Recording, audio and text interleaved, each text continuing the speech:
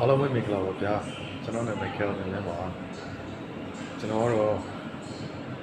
financial service consultant တယောက်ကျွန်တော်အခုလက်ရှိမှာတော့ AIA အာမခံကံမှာလုပ်နေတယ်အခုဒီနေ့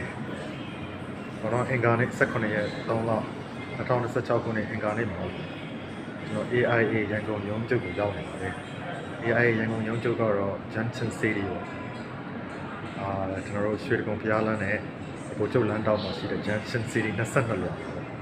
ရှိပါတယ်ဒီနေ့ product training လေးရှိတဲ့အတွက်ကြောင့်ကျွန်တော်တင်နန်းလာတတ်တာပါတင်နန်းချိန်ကတော့9:00နာရီနဲ့9:00နာရီတိကျပါအဲ့တော့တစ်ချက်တော့ AIA 22လောက်ရဲ့ပြင်ဆင်လေးတွေ decoration လေးတွေ atmosphere လေးတွေတွေ့ကြံခံစားပါ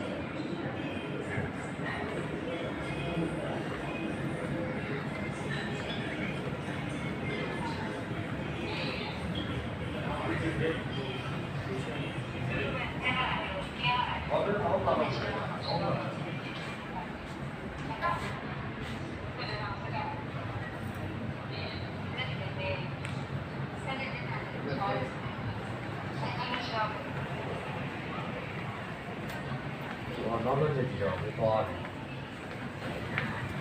အောင်လို့ဒီနေ့နောက်တော့ကြည့်ဖို့ဒီနေ့တော့မဟုတ်ဘူး။ပြောရတယ်။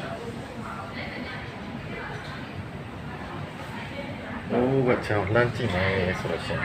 ချက်ကြည့်။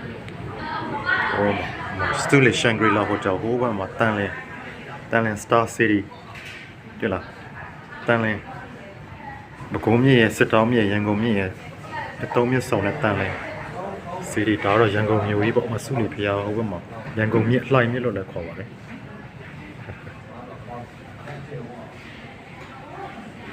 အဲ့တော့ကျွန်တော်တို့အေးရရေရော